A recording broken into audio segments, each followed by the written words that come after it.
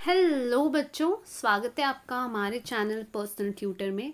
मेरा नाम है ऐश्वर्या शर्मा एंड मैं आपको पढ़ाऊंगी chapter number 3 features of the constitution. So let's start our chapter. In the last two lessons we studied how our constitution was made. We studied its preamble and understood terms like sovereign, socialist, secular, democratic, republic.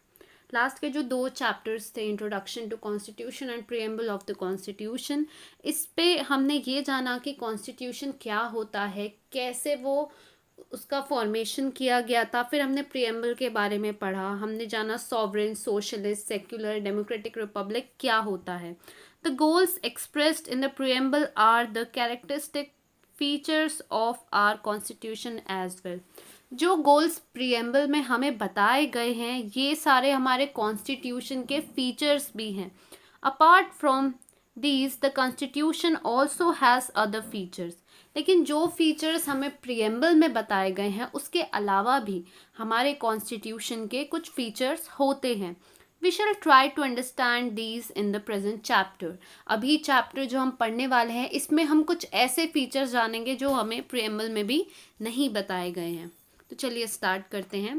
पहला है federalism. One of the most important feature of our constitution is the federal system.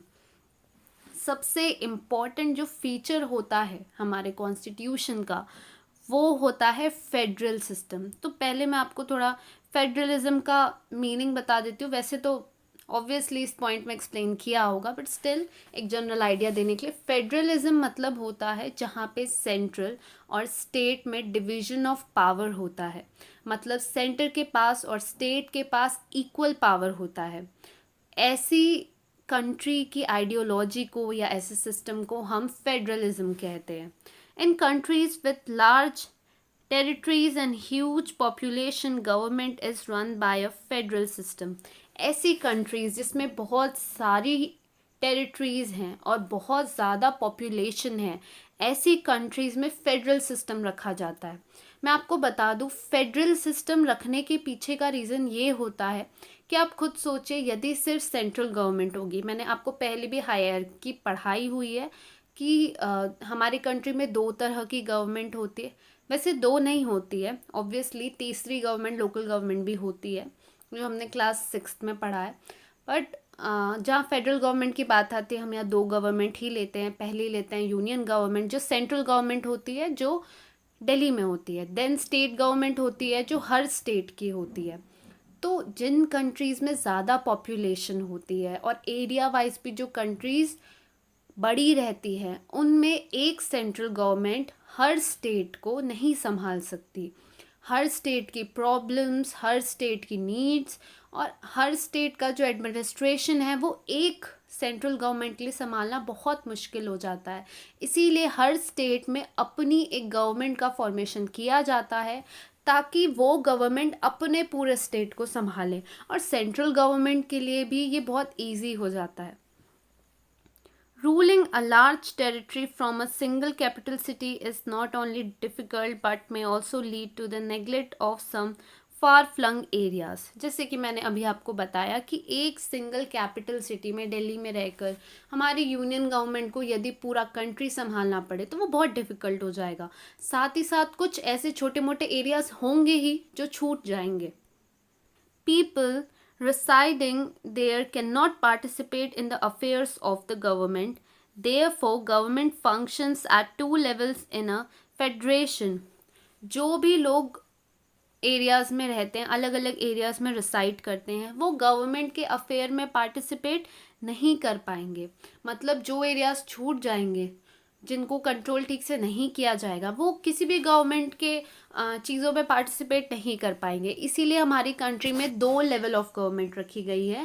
पहला रखा गया union government, जो पूरे country को साथ में संभालेगी, और स्टेट गवर्नमेंट, जो हर स्टेट के लिए एक पर्टिकुलर गवर्नमेंट होती है.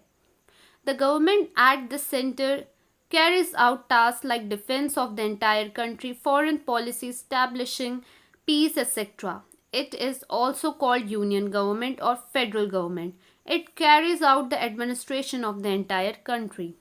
जो गवर्नमेंट सेंट्रल गवर्नमेंट होती है, सेंटर पे होती है, उसका काम होता है कि पूरे कंट्री का डिफेंस देखे। डिफेंस मतलब होता है एक्सटर्नल भी हम कह सकते हैं, इंटरनल भी कह सकते हैं। वैसे इंटरनल जो डिफेंस होता है वो स्टेट वाइज होता है, तो यहाँ हम एक्सटर्नल की बात करते हैं कि दूसरी कंट्रीज़ हमारी कंट्री पे अटैक ना करे। फॉरेन पॉलिसीज़ देखते हैं, दूसरी कंट्रीज़ के साथ पीस मेंटेन करना, ये सारी चीज़ें वो देखते हैं। और उस गवर्नमेंट को हम कहते हैं जो सेंटर पे होती है, यूनियन गवर्नमेंट या फेडरल गवर्नमेंट, वो पूरे देश का एडमिनिस्ट्रेशन संभालती है। The government that oversees the administration of the region that we live in is called state government. It looks after the administration of a particular state. For example, government of Maharashtra looks after the administration of the state of Maharashtra. वो government जो particular reason के administration को संभालती है, हम यहाँ कहेंगे particular state के एडमिनिस्ट्रेशन को संभालती है, उसे स्टेट गवर्नमेंट कहा जाता है। ये जो गवर्नमेंट होती है अपने स्टेट को ही देखती है, ऐसे दूसरे स्टेट से कोई मतलब नहीं है। फॉर एग्जांपल जैसे महाराष्ट्र गवर्नमेंट है, तो महाराष्ट्र गवर्नमेंट सिर्फ महाराष्ट्र के ही अफेयर्स को संभालेगी, महाराष्ट्र का एडमिनिस्ट्रेशन संभालेगी, उसे दूसरे स्टेट से कोई मतलब नहीं। दूसरे स्टेट से उस समय कुछ बातचीत करनी पड़ती है या प्रॉब्लम्स आती हैं, उस समय आती हैं जब हमें कुछ शेयर करना पड़ रहा है, जैसे हमें कोई रिवर शेयर करनी पड़ रही है उनके साथ, तो कुछ प्रॉब्लम्स आती है। The system of running the administration of a country cooperatively by the government at two levels making laws about different subjects is called federalism. एक ऐसा सिस्टम ऑफ गवर्नमेंट जिसमें दो गवर्नमेंट कॉपरेशन के साथ हमारा एडमिनिस्ट्रेशन संभालती है और अलग अलग सब्जेक्ट्स के हिसाब से लॉज बनाए जाते हैं। मतलब ये शायद मैंने आपको पहले भी पढ़ाया है कि हर गवर्नमेंट के अपने अपने सब्जेक्ट्स होते हैं। प्रीवियस चैप्टर में भी हमने पढ़ा था, जैसे स्टेट गवर्नमेंट के अपने सब्जेक्ट्स हैं जिस पे वो लॉ बना सकती है और जिसे वो कंट्रोल कर सकती है। वैसे सेंट्रल गवर्नमेंट के भी अपने सब्जेक्ट्स होते हैं जिन पे वो लॉ बना सकते हैं, जिसे वो कंट्रोल कर सकते हैं। तो यही अलग अलग सब्जेक्ट्स होते हैं अलग अलग लेवल ऑफ गवर्नमेंट के, और इस सिस्टम ऑफ गवर्नमेंट को कहा जाता है फेडरलिज्म। सेपरेशन ऑफ पावर, सबसे मेन चीज़ जो फेडरलिज्म में होती है वो होता है सेपरेशन ऑफ पावर।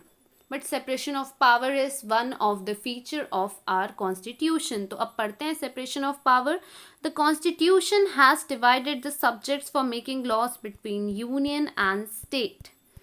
हमारा जो कॉन्स्टिट्यूशन है वो लॉज बनाने के जो सब्जेक्ट हैं उन्हें यूनियन गवर्नमेंट और स्टेट गवर्नमेंट में बांट दिया गया है।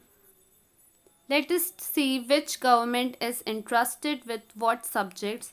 Our constitution has given 3 lists of various subjects. तो चलिए देखते हैं कि कौन सी गवर्नमेंट को कौन से सब्जेक्ट्स दिए गए हैं। हमारी जो कॉन्स्टिट्यूशन है इसमें बहुत सारे अलग अलग लिस्ट हैं, 3 लिस्ट हैं जिसमें अलग अलग सब्जेक्ट्स हैं।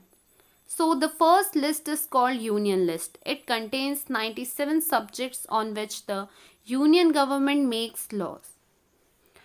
सबसे पहली लिस्ट जो होती है वो होती है यूनियन लिस्ट। जो यूनियन लिस्ट होती है इसमें 97 सब्जेक्ट्स होते हैं जिन पे लॉ मेक करने का, बनाने का हक यूनियन गवर्नमेंट के पास होता है। The state list is for the state government to legislate upon. It contains 66 subjects. जो स्टेट गवर्नमेंट होती है उसके पास होते हैं स्टेट लिस्ट के सब्जेक्ट्स, और उसमें 66 सब्जेक्ट्स होते हैं जिस पे स्टेट गवर्नमेंट लॉ बना सकती है। Apart from this 2 list there is a concurrent list which contains 47 subjects. Both governments can make laws on subjects included in this list. और यूनियन लिस्ट और स्टेट लिस्ट के बाद तीसरी लिस्ट होती है कंकरेंट लिस्ट। इसमें कुछ ऐसे सब्जेक्ट्स होते हैं जिस पे स्टेट गवर्नमेंट और यूनियन गवर्नमेंट दोनों ही लॉ बना सकती है, और इसमें 47 सब्जेक्ट्स होते हैं। If a subject comes up that is not included in any of the list, the union government is entitled to make laws on it. These powers are termed as residuary power. यदि कोई ऐसा subject है जो ना state list में है, ना union list में है, ना कंकरेंट लिस्ट पे है, ऐसे किसी सब्जेक्ट पे लॉ बनाना हो तो ये लॉ यूनियन गवर्नमेंट बनाती है। इस लॉ पे यूनियन गवर्नमेंट का हक होता है, और ये जो पावर है यूनियन गवर्नमेंट की रेसिडुअरी सब्जेक्ट्स पे लॉ बनाने का, इसे रेसिडुअरी पावर भी कहा जाता है। और मैं एक चीज़ और आपको बता दूं, शायद आपके अभी चैप्टर में कोर्स में नहीं दिया है, बट स्टिल मैं आपको बताती हूँ कि हमारी कंट्री में ऐसा सिस्टम है कि यस, स्टेट गवर्नमेंट के पास अपनी पावर होती है, अपने सब्जेक्ट्स होते हैं लॉ बनाने के लिए, और अपना खुद का एडमिनिस्ट्रेशन होता है, और सेंट्रल गवर्नमेंट के पास तो है ही।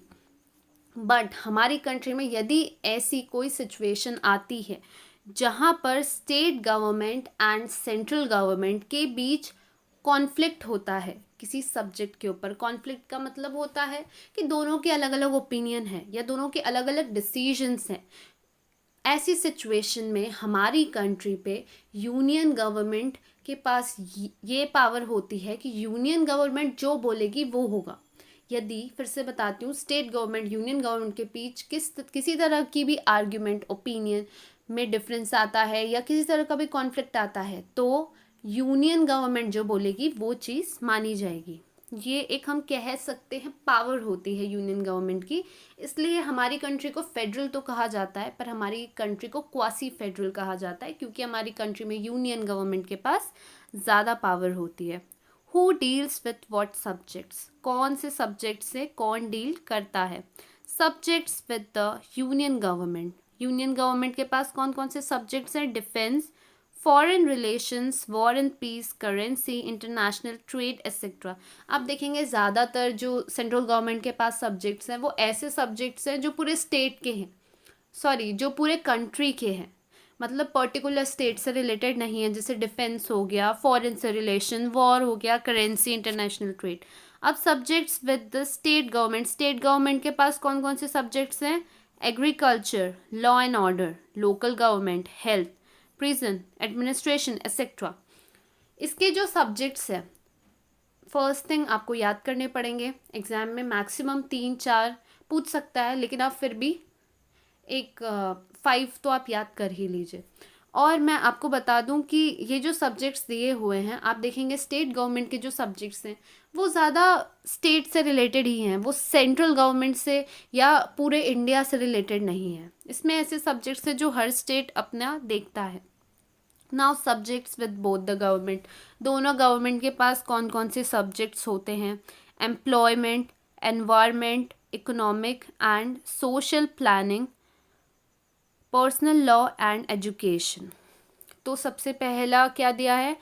सबसे पहला है एनवायरमेंट, दूसरा है employment, next is economic and social planning, और पर्सनल लॉ। पर्सनल लॉ मैं आपको बता दूं कि हर रिलीजन के अपने खुद के लॉ होते हैं, जैसे हिंदू के अपने लॉ होते हैं, मुस्लिम्स के अपने लॉ होते हैं, इन्हें पर्सनल लॉ कहा जाता है। स्पेशली मैरिजेस में इनके अपने लॉज होते हैं। और एजुकेशन, तो इन पे दोनों गवर्नमेंट लॉ बना सकती है। Now next is union territories. In India there is a union government, 29 state governments and 7 union territories. The union government controls the union territories. Following are the 7 union territories: New Delhi, Daman and Diu, Pondicherry, Chandigarh, Dadra and Nagar Haveli. यहाँ दिया है शायद Andaman and Nicobar island and Lakshadweep.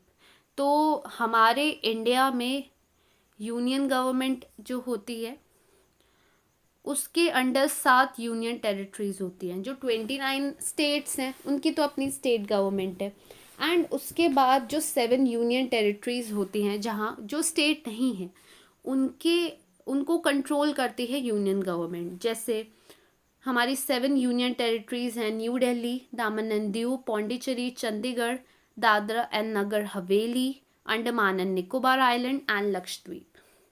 Now